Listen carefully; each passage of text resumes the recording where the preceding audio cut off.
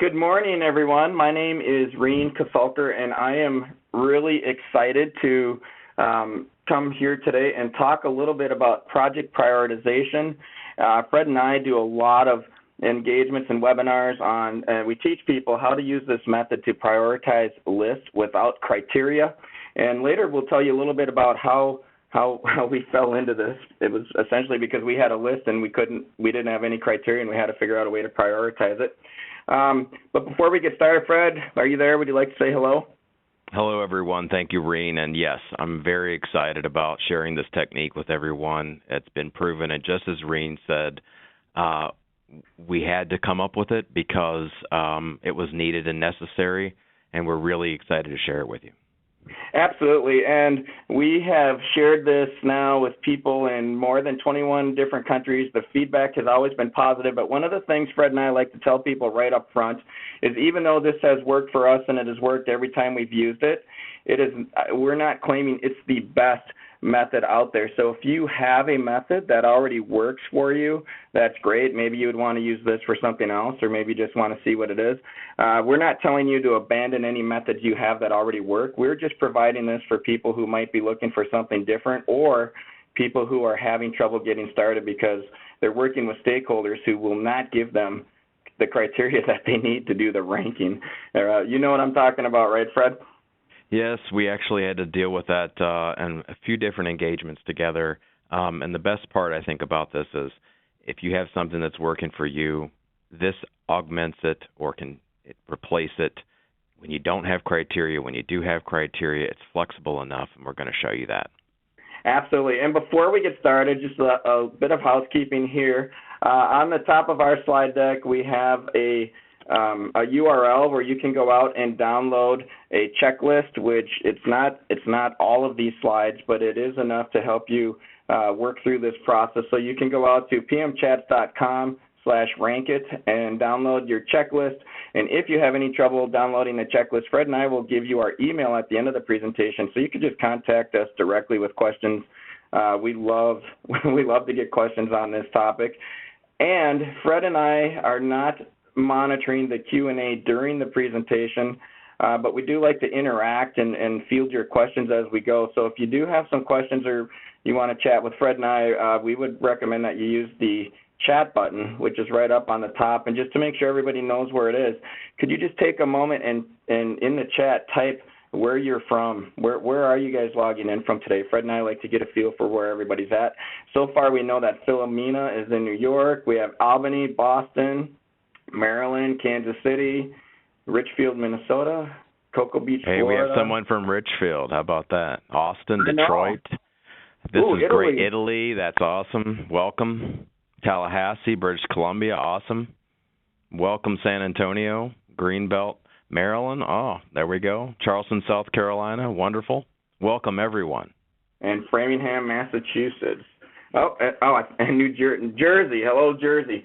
All right, so let's just go through. I'd like to give an overview, and then we are going to jump right into this presentation. What we want to cover today is, first we want to help or at least talk about some issues that might stop you from prioritizing your projects or your list. Fred and I talk a lot about using this to prioritize projects because that's typically what we do. But I've also used it to prioritize requirements. I think Fred has a story about someone he knows that's used it to prioritize their, what was it, Fred, shopping list or something that they were doing at home? Yeah, I had someone that it was a couple, and they they actually ended up using it to do two things: shopping list and their garage. But I think the one that I get the most questions about is identifying risks and prioritizing risks. That's the one that also is used besides projects. That's one of my favorite as well. So today we're specifically talking about projects, but keep in mind you can use this to prioritize any list.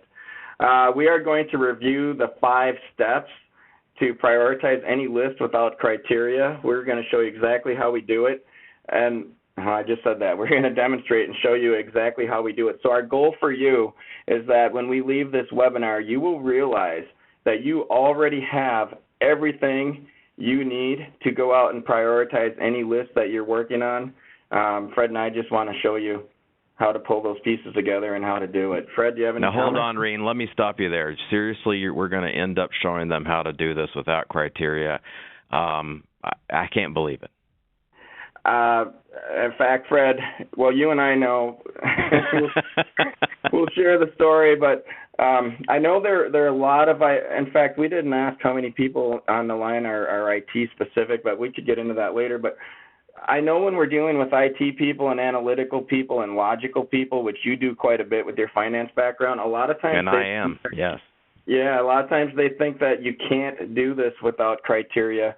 And as you know, Fred and I came up with this process, and then we were trying to figure out why it works. And since in about the last 4 years, we've discovered that it's because we're tapping into emotional decision-making rather than logical decision-making. And a lot of the behaviorists and people that we've talked to since then have told us that the reason why it works is because even when you have criteria, you're really making an emotional decision at the end of the day. And we just get right to it and go for the emotional decision right away. So people are skeptical, but at the end they find that it does work for them. And the nice part too, and then we'll move the slide forward, is when you're making that emotional decision as a group and an individual, you really are giving the appearance of also making it based on data and something logical. So you're able to handle all questions from all types of people and create that buy-in early. And that's really what it is getting that buy-in right from the start with your stakeholders. So with that, let's think about kind of that for you. Start in your mind, because I want you to really think about what you're seeing and apply it to your own situation. So as you go through the slides and you hear us talking, it's not about Reen and I, it's about you. We're just going to share our story and share the technique. So start with, what kinds of lists have you been prioritizing? And think about that. If you want to put it in the chat box, you can. If you don't want to, that's okay too. But make it about you when you're seeing these examples we're going to give you. And so the kinds of lists that we're prioritizing will naturally lead us to the next slide. If we can go ahead and move that one forward, is what's stopping you from prioritizing? Now, I would ask at least a couple of you to put some of that in the chat box. What's stopping you from prioritizing your list today? And if you're thinking about that, I know one of the ones that often for us, and is actually in the title of this, people can't agree on the criteria. And that's one of the things that stops a lot of our customers and our stakeholders. We've got conflicting stakeholder needs. Absolutely, we hear that one a lot. You're wanting to think about what's stopping you. Oh, Kanban board backlog. This is great with stickies. Yeah. I love it. We're going to be talking about stickies. The client doesn't want to Matt's commit. all ready to go, Fred. Matt's ready to use the technique and incorporate it. Unwilling to pin themselves down. Ned, I can't agree more. That's what's keeping a lot of our customers from finding a list they can all agree on. And really what it comes down to is we're not asking them all to agree with this technique, but they end up with a list they can use. That's right. And one of the things I wanted to mention, based on what Matt just said, or I'm sorry, was it Matt or Ned that said that? It was Ned. One of the things that we have learned is that when they are unwilling to pin themselves down, a lot of times that's when they start asking for more information, right? We need more information. We need more information on ROI. We need more information on the mandates. We need more information on the dependencies. And so then you go off and you're trying to get more information, and then the problem is even when you come back with it, they're still going to be in the same place and probably not want to make a decision. And that's the cycle that we try to tell everybody about. So we can move the slide forward and tell the very short version of being lost in that cycle of asking for more info. And Lewis actually talks about it there too, as the most value. So everyone's got a different version of value. Right. And everyone in the room is going to evaluate it differently. And so then there's the natural tendency to say, well, we need better info, we need better criteria. You're fighting